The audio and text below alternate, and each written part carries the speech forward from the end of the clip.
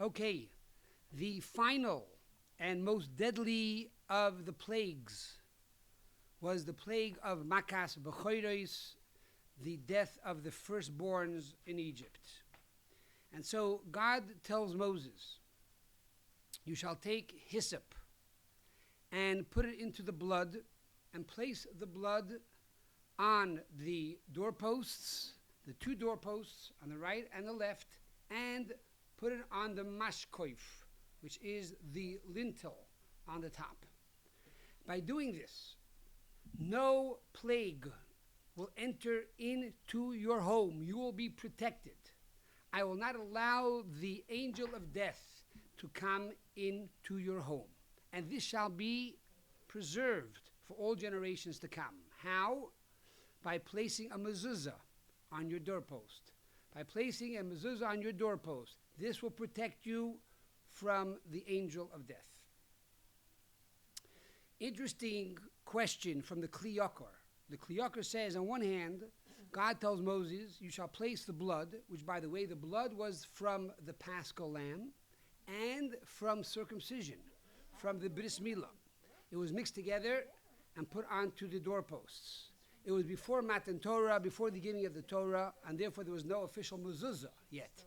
So therefore, the way to protect Am Yisrael, the Jewish people, was by placing the blood of the mitzvah of the Paschal lamb and the mitzvah of circumcision that they performed right before they left Egypt. And these two bloods served as an atonement and a protection for the Jewish people. God tells Moses, you shall place it first on the doorposts and then place it on the mashkoif, on the lintel. Moses, in return, when he tells the Jewish people to perform this mitzvah, he says, first place it on the mashkoif, place it on the lintel, and then place it on the doorposts. I'm sure you all recognized this difference in the wording, and you all have the same question. And the question is, why this difference? Why this change? And the Kli Yakar explains, and to paraphrase, that God was concerned about the Jewish people first, because the doorposts represent Moses and Aaron, or the fathers and mothers of Israel. And the mashkoif, the lintel, which is above us, represents God, the Eibishter, the one who's above us. So God is more concerned about the Jews first. He says, put it on the doorposts, and then think about me, put it on the mashkoif. The Kli Yakar says, but Moses said, no, we first think about God. We think about the mashkoif. That's our number one priority. And then we're concerned about ourselves. As the Kli Yakar says, we're talking about tshuva here. God tells the Jewish people, you return to me, and then I will return to you. Moses says, God, you return to us, and then inspire us, then we'll come back to you. So this is the concept of the blood. Now today, we have a mezuzah, as the Zohar explains, that takes the place of the blood. But how does the mezuzah replace all these three sides? The mezuzah is only on the right side of the doorpost, and the blood is on three sides of the door. But in the talk of the Lubavitcher Rebbe, the Rebbe says that the word that's on the mezuzah, the name of God that is on the mezuzah, is the name of Shin Daled Yud, which, according to Kabbalah, says that this word of God, this name of God, the Shin Daled Yud, alludes to Shomer Dalsois Yisrael, that God protects the doors of Israel. Shomer Dalsois Yisrael. Yeah. But this name, according to Kabbalah, is from the attribute of Yisoid, the attribute of what we call the funnel, or bonding.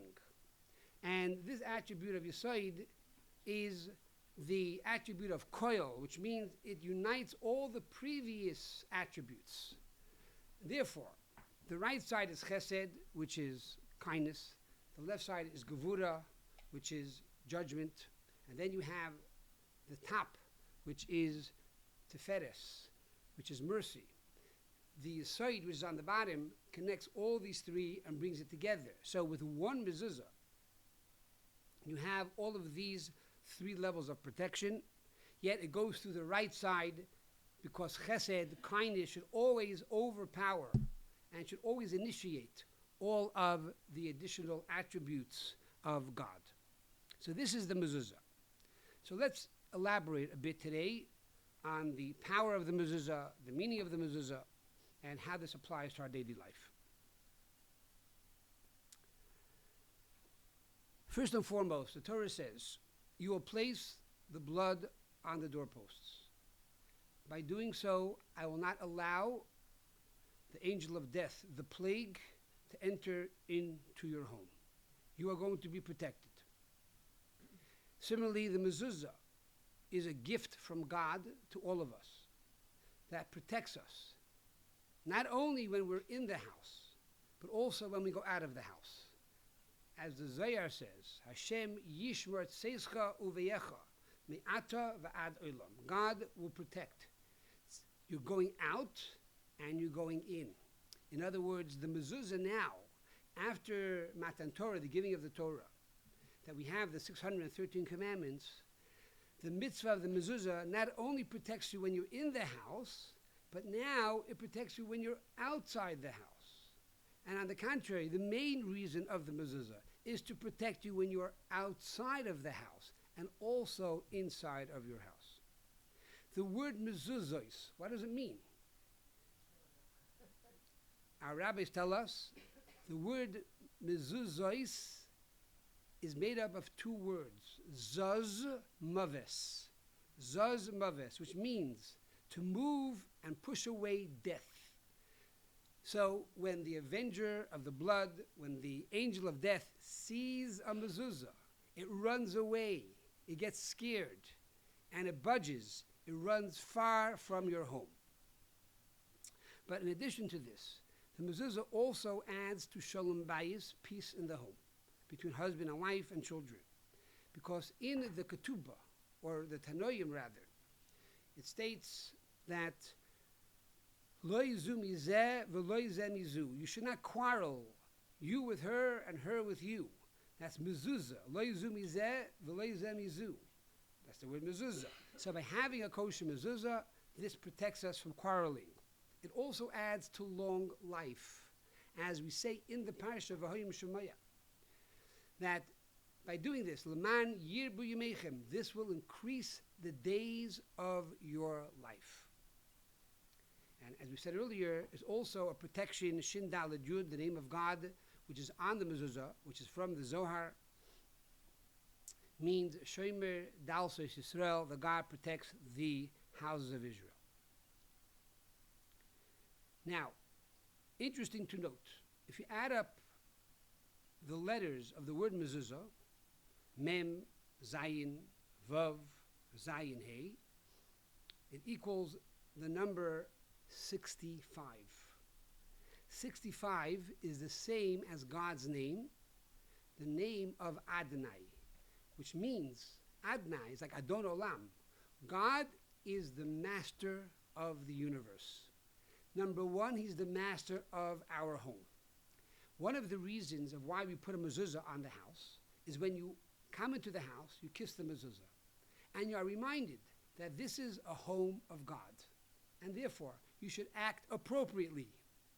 You should eat kosher, you should behave, you respect one the other, care for one another, study Torah in this house, pray in this house. Is God's home, and God is the master of this home. And because God is the master of his home, he is going to protect his home. Which brings us to the famous story in the Talmud, that Rabbi Yehuda Hanassi, was once sent a gift by the Caesar, by the Caesar of Rome. And in return, Rebbe sent the Caesar a gift. He sent him a mezuzah scroll. The Caesar sees this little piece of paper with some handwriting on it, and he remarks back to Rebbe, I send you gold and silver, and you send me this little piece of paper with some writing on it. And Rebbe responds, for your gold and silver, I need guards to protect. But this piece of paper will protect you and your guards. So this is the power of the mezuzah. The mezuzah encompasses the entire Torah. It's a very small scroll, but yet it encompasses the entire Torah, because Zu, according to Kabbalah, represents Za, which is the 6 emotions. Ze is the final emotion or attribute, which is Malchus, kingship and speech.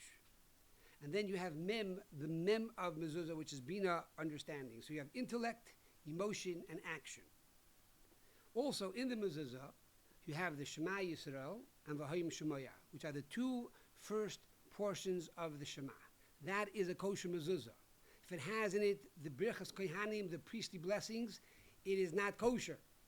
The priestly blessings are very important. It's beautiful, but it doesn't make it kosher. A mezuzah has to have specifically these 2 portions of the Torah, the Shema and the V'hayim Shemoya. Now, the Shema talks about loving God. You have to love God with all your heart. V'hayim Shemoya is, if you heed to my commandments, you will have blessing. If you don't heed, then it will be the opposite. So one is about love and one is about fear. And in truth, the entire Torah is based on these 2 attributes. The Alter Rebbe writes in Tanya that the first 2 commandments that God gave us on Sinai is Anochi, I am God, your Lord. And number 2 is V'lo yeh lecha elikim acherim, you shall not have any other gods. These 2 represent the entire 613 commandments of the Torah, because the 613 commandments of the Torah are divided into positive and negative. There are 248 positive commandments. There are 365 negative commandments, which are don'ts. The positive commandments are done because I love you, God. I want to make you happy. I want to support you. I want to be connected with you. That's why I will do the positive commandments. That is the Shema. I love you, God. The 248 positive commandments. V'hayim Shemaya are the negative. Don't do these things and upset me. Don't do these things and sever your relationship from me. So this is really the mezuzah. It's one little piece of paper or parchment handwritten with the scribe, but it represents and embodies the entire Torah, the entire realm of Judaism. So when you come into the house and you kiss the mezuzah, and you go into every bedroom and you kiss the mezuzah, and you walk through your living room and dining room and kitchen and you kiss the mezuzah, you are reminded not only that God is watching over you, not only is God protecting you, but also it empowers you to fulfill the entire Torah, all 613 commandments of the Torah. Now, is this obligation only upon men or also upon women? Not only is it upon women, but the first obligation is really for women. And the reason is because the mezuzah, as it says in the Shema, is al mezuzos beisecha, on the doorpost of your home. And we know that the home is the home of the wife. She is the akeres habayis. She is the foundation and the mainstay of the home. And I said the story once, and I'll say it again. Many years ago, when my wife and I were looking to buy a home, at that time, the Rebbe already had the stroke, so he wasn't answering long answers, but he was shaking yes or no with his head. And we were looking to buy a home, and we found something, we thought, and I called up the office. Rabbi Groner answered the phone. I said to Rabbi Groner, please ask the Rebbe for a bracha for the home that my wife and I want to buy. So Rabbi Groner said to me, tell me, does your wife like the home? I said, that's a very odd question because she's standing right here. We went to look at the home together, and we're calling at the same time. But being that you're asking me the question, I will ask my wife if she likes the home. So I turned to my wife, I say, Steny, do you like the home? And she says, no, not really. So I tell Rabbi Groner, she says, not really. Well, if that is the case, I will not ask the Rebbe for a bracha. I said, what do you mean? He says, the Rebbe always said it's the wife's house. And to paraphrase, if she likes you, she'll let you come into the house. But if not, you're not coming into the house. But it's her home. And I tell all my congregants all the times, the house is your wife. She has to like it, and she has to buy it. You pay for it, but she is the one that makes the purchase on it. It's her home. And if you're lucky, she'll let you come into the house also. So this is mezuzah's beisecha. It's the mezuzah of your home, which means that being that it's the wife's home, it's the obligation upon the woman, more than the man even, to put on the mezuzahs and to make sure that they are checked regularly, like once a year, to make sure that they are kosher. Now we find this concept in Judaism in general, that women were always on the forefront of Judaism in Jewish history and for everything that is important. As you know, when God gave us the Torah, God tells Moses, Koi soymar lebeis Yaakov v'sagei livnei Yisrael. First talk to the women and then talk to the men. If the women agree to receive the Torah, then you can talk to the men. And the same is true with every mitzvah, and primarily mezuzah. It's their obligation, their responsibility, their mitzvah. And therefore, if the husband for some reason is lax and not doing his job, the woman should rise to the occasion and call the sofer herself and get the mezuzahs on those doors. The portion of boy and the story of the blood on the doors are always read this time of year in the month of Shvat. And Shvat is also the month that we celebrate the new year for trees. So is there a connection between the mezuzah and the new year for trees? The word Shvat, which means a staff and leadership, equals 311. That's Shvat. And the word Elon, which is tree, which is the holiday of trees, if you spell out the word Elon, Aleph, Aleph Lamed Pei, Yud, Yud Vav Dalit, Lamed, Lamed Mem Dalit, Nun, Nun Vav Nun, it also equals 311 because the core of this month is the holiday, the New Year of trees. But the word tree itself, Ilan itself, equals 91. And that is the combination of two names of God, Havaya, which is 26, and Adnai, which is 65. Now the Zu and the Za of the mezuzah, the Zu represents Havaya, God's name, and Zeh represents Adnai, which is 26 and 65. And in general, we said earlier that the mezuzah has the gematria of Adnai, which is 65, implying that God is the ruler of the house. But it's more than that. It's Havaya. God, which is beyond nature, is Adnai, is dwelling in this house. And therefore the house becomes a miraculous house. It becomes a house full of blessing, full of peace, full of healing, full of tranquility. So this is the message of the Parsha. Yes, it's a story that happened over 3,300 years ago. And it was all about blood. But today, it's all about life. It's transforming the blood of the doors to the mezuzah of life. And each one of us has this mitzvah, as it says, this is a choik. This is a statute for all generations to come. Every house, wherever you find yourself, throughout the entire world, you put a mezuzah. And this connects all the Jewish people together. And this strengthens the land of Israel. As it says, by putting the mezuzah on your doorpost, this will lengthen your days on the land of Israel. So if you want to help the land of Israel, even though you don't live in the land of Israel, make sure you have good kosher mezuzahs. And of course, to end with a very important story on mezuzah.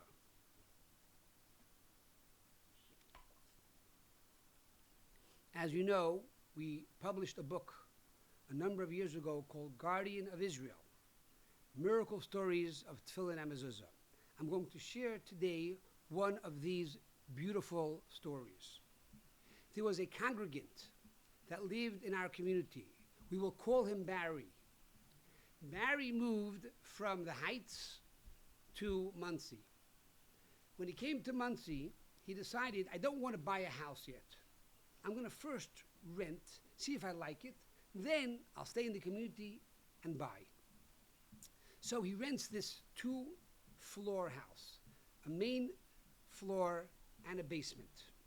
He's living with his family on the main floor, and someone else, another person, a young man, is renting the basement. A few months later, he decides he really likes it, and he's going to buy the house. So now he buys the house. Nothing really changes. He's living upstairs with his family, and then the tenant is still living in the basement. All of a sudden, a terrible, terrible snowstorm hits, and the lines are down. Right before the snowstorm, the tenant in the basement moved out. But now, there's no electricity in the house. Upstairs is freezing like this room, and then they decided downstairs is a lot warmer for some reason. So everyone upstairs moved downstairs. In the interim, after 6 days, Baruch Hashem, the electric went back on. They moved back upstairs just in time for Shabbos. That week, Barry goes back to work.